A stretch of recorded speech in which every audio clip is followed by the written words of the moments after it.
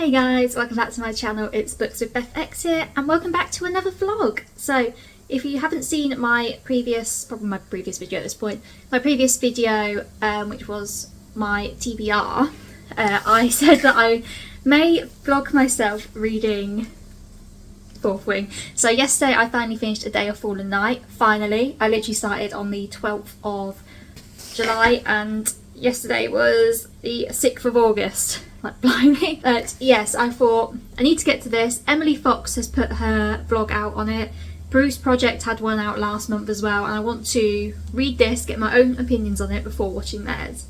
Even though I probably think I'll have the same opinion as definitely Emily Fox and probably Bruce Project as well on this, but it might be a funny vlog. I'm also going to annotate it, not physically annotate it, but I'm going to put tabs in. Because I mainly read in bed at night, I'm not going to be filming a vlog in bed at night, so I will annotate it, and then in the morning or after I finish work the next day I will let you know my thoughts. And yeah, my main plan is to tab things that are like cringing me out or bad world building, because I already know that there's a lot of instances of that, maybe even the romantic scenes or scenes with the male main character. We shall see. Yeah, I think it's going to be interesting.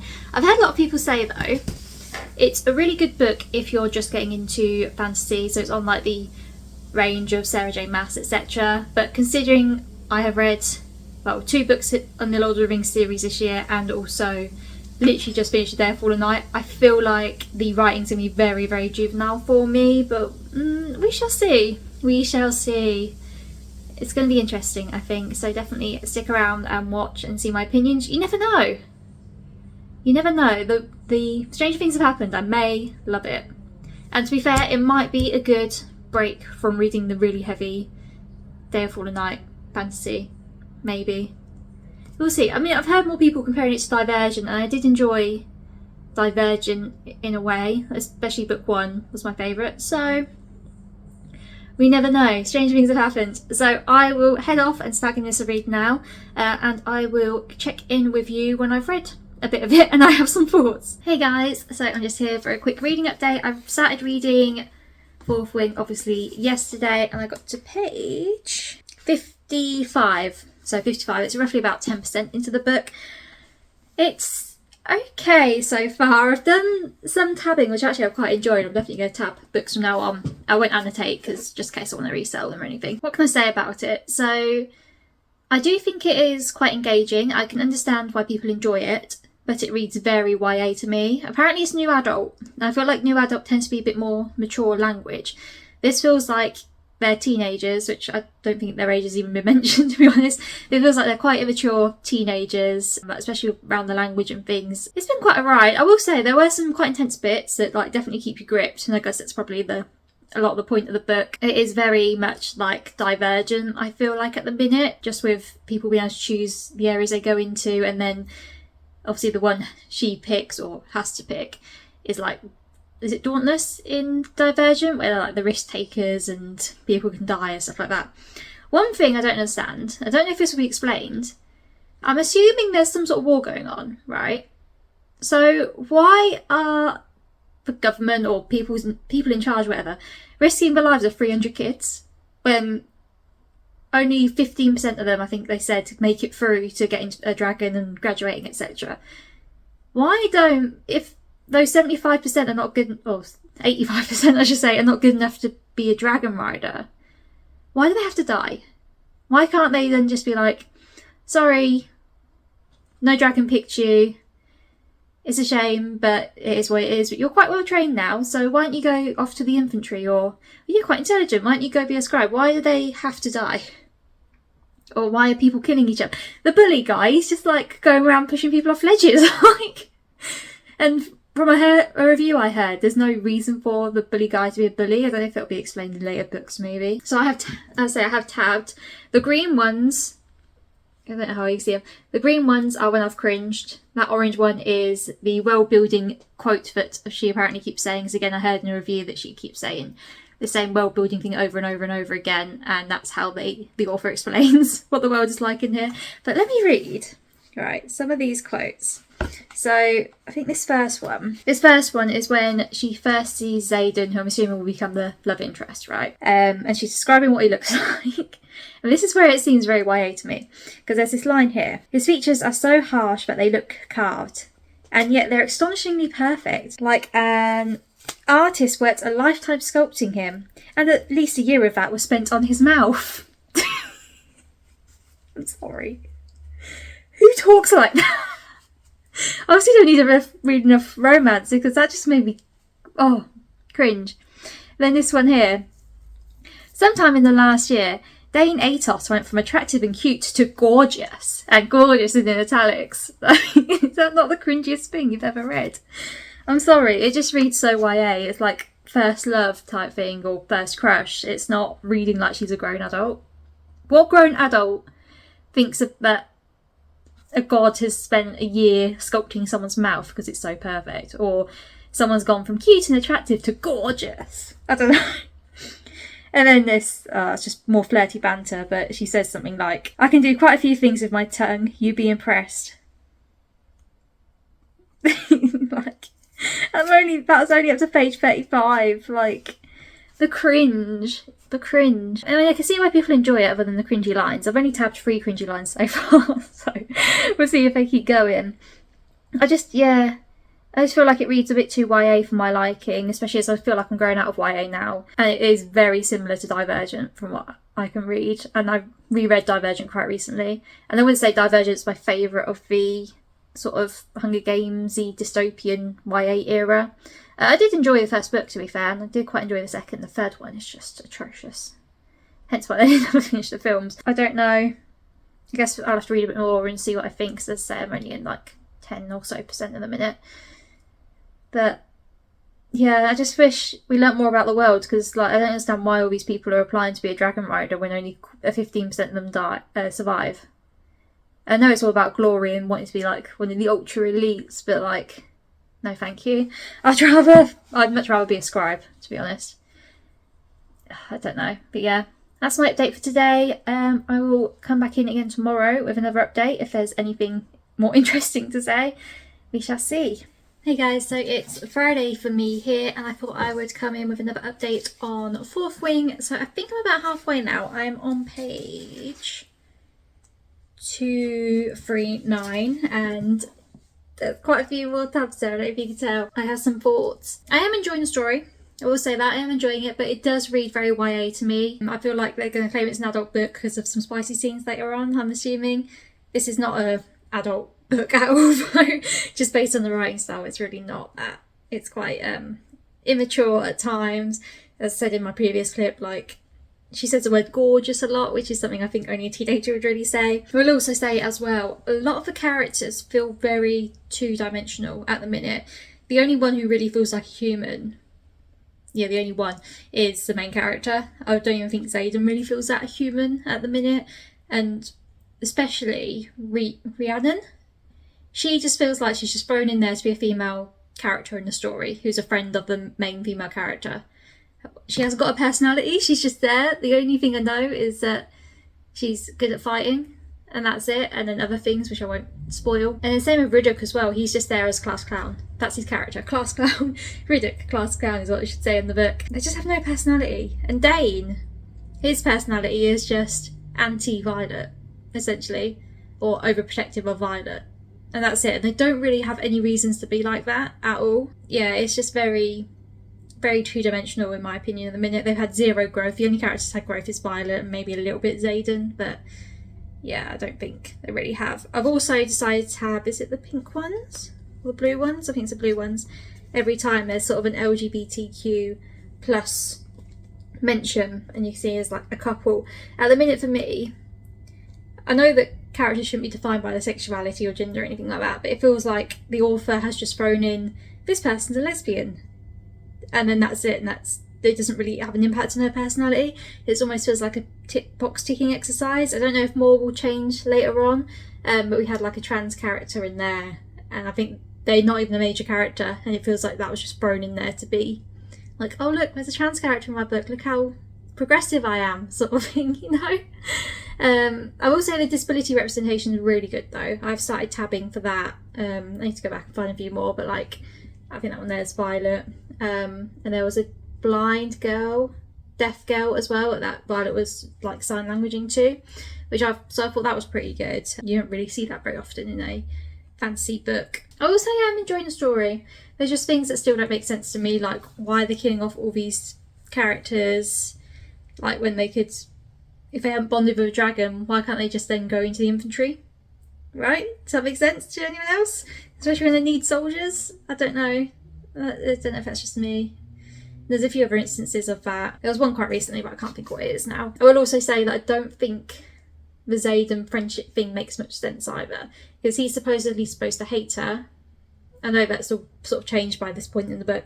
He's supposedly supposed to hate her, and if that's the case, why does he keep touching her and putting her knife back on her thigh and stuff like that in quite a spicy manner, I suppose? It doesn't make sense. If you hate someone, you're not going to want to spend any time near them, and especially not touching them. So I don't know. I guess people don't argue, oh, it's because he truly loved her, but that doesn't match his personality because he supposedly hates her. And if you actually loved someone, you wouldn't start, but you were trying to hide it, you wouldn't then be touching them. Does that make sense? It does to me. But yeah, I will say I'm enjoying the story. I don't think it's the best fantasy book I've ever read. I mean, obviously it has nothing on A Day of Fallen Light, but I will continue reading it. I'm not DNFing it or anything like that. I want to see how it ends. I know there's going to be multiple other books in the series, so we'll see how they go. Maybe these issues will improve by then. Maybe they will feel like there's a world and it's not just set in a castle. Maybe it will feel like there's actually some character growth. Maybe the characters will start getting personalities of their own. We'll see. But yeah, I will continue for now. So yeah, that's my quick update. I'll be back in again at some point for another one. I will say it's taken me longer to read than I expected. I know it's like a 500-page book, but I was only expecting it to take me like a few days, and it's taken me 5 days now. So maybe I need to pick it up a bit more. But yeah, that's my update. So I finally finished Fourth Wing yesterday evening. I have some thoughts. Look how many tabs I've done as well. I'm actually enjoying tabbing because I've just started reading. So I've just started Witch King and I've already started. You can see them there. It's a bit difficult because it's sprayed edges, but I started tabbing this as well. I'm really enjoying it. But yes, I have some thoughts. So if my previous clips didn't allude to this, I ended up giving it 3 stars overall. And I'm not the type of person who likes being controversial and sort of going against everyone else's opinions, but I've got to be honest, I'm a seasoned fantasy reader. I can't just not give my own thoughts when I have them, especially when it's to do with a book that potentially will be winning the Goodreads Choice Awards for this year, which it really, really shouldn't. Also, yeah, I've still got a little friend on my head. It won't go away. So they're joining us for this review. Maybe they enjoyed it. Maybe they liked Fourth Wing. I just don't understand why everyone's giving it 5 stars. I really don't. I will start with the good. So Violet, the main character, I really liked her. She's a really good main character, really headstrong, and she's disabled throughout this, and she doesn't let that disability hold her back. She does have to have some sort of, like accommodations made to help her achieve what she's done, but she gets stronger throughout. She knows who she is. She doesn't let anyone hold her back, and yeah, she's such a great main female character. As well as Violet, I really like the dragons as well, especially Andana. She's quite cute. I just wish there was a POV where you could read from their perspective. I know not all fantasy books have to have multi-POV, but I quite like multi-POV. So maybe in the next one there will be extra POVs where you can then read from the dragon side of things. So I feel like that'd be quite interesting, but not reading about a certain thing that happens in this book which impacts both Violet and Xaden. Don't want to read about that at all, but other things, like especially of Darn and I'm probably gonna pronounce this wrong, Segil, them two being together, that would be quite interesting, and like reading their minds. I also quite like the magic system. I thought it was quite unique. I don't think I've really read a book with that sort of perspective where the power is already within you, but you need the dragons to be able to power that magic ability that you have, and how different all the magical abilities are. They're not just boring ones like flying or, I don't know, making fire. They're actually quite interesting and quite well developed, so I will say that that's quite good.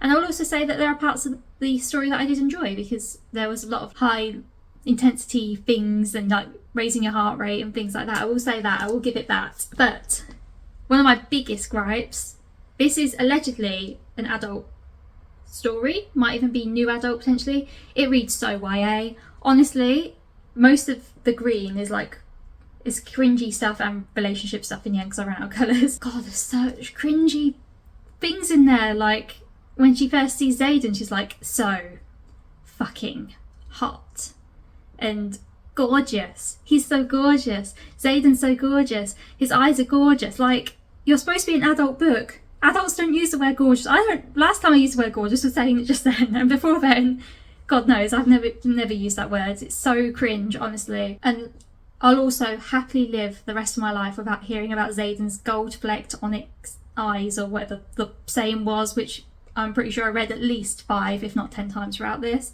I don't care what colour his eyes are, just get on with the story. And leading on to that as well, a lot of the characters just felt so 2D and so flat. Like Rhiannon, who's her best friend, her female best friend, because there's always a female best friend in these types of stories. There's just nothing about her. All you know, might be a minor spoiler, that she's bisexual, she's a black woman who sleeps around a lot, so, you know, fitting in with stereotypes, and she has niece and nephew on their way.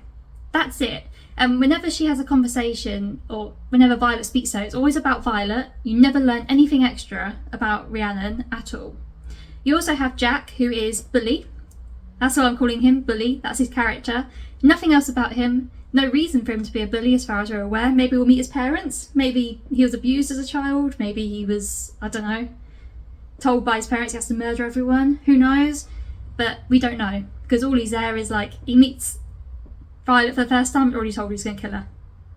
And then she beats him and he says, I'm going to kill you again. And then he tries to kill her and he cowards and runs away. It's just, he has zero personality. Riddick as well, he's just class clown. Gay class clown, I should say. That's his personality. It's just zero personalities for most characters. Xaden has a bit of a personality. Dane too, although Dane really annoyed me. I think you're supposed to though, so that's fine. But most of the characters have zero personality. Hopefully that will be worked on in the next book. The plot as well. I feel like every single part of this, it wasn't great, but the plot, it just felt like she was making it up as she goes along. Like, I'm not expecting to have sort of an outline of what happens throughout the year. But for example, there's like a ball type thing right at the end. I didn't know that was happening until the chapter it happened.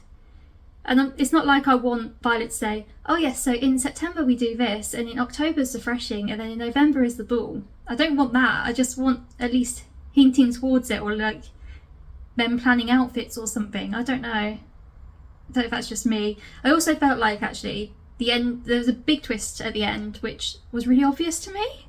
And I don't know how it's not obvious to everyone else. I don't know if it's because I've read a lot of fantasy and that sort of twist is quite common. I'll say the twist. I'll put a spoiler on the screen now because I'll say what it is. So basically it turns out that the good guys are not good guys, essentially. So the country, I think it's a country, that's another issue, the world building, I'll come on to that. The place where the characters live have been keeping secrets from the wider population, and because of that there are people in the other countries dying and they're trying to fight back against them, right? Which I thought was really obvious because it's hinted at that throughout the whole story. There's a lot of secrets being withheld. So why does everyone think it's like a, oh my god, surprise, this is crazy, how could she come up with this? This happens in pretty much every fantasy book. I think people that say that need to read more fantasy books and realise how similar this is to everything else that was written. Like, I think I put in my Goodreads review, it was a mix of Divergent, Game of Thrones in terms of like dragons and things like that, A Deadly Education in terms of all the characters dying, and Poppy War in terms of like the military school with magic and things. I will say actually there's another plot hole there as well with the characters dying. We don't know much about the world, but in theory, I'm guessing there's a war on. This just shows how bad the world building is. I'm guessing there's a war on. So, and there's like a limited number of fighters, and all the kids in this obviously want to be dragon riders, right?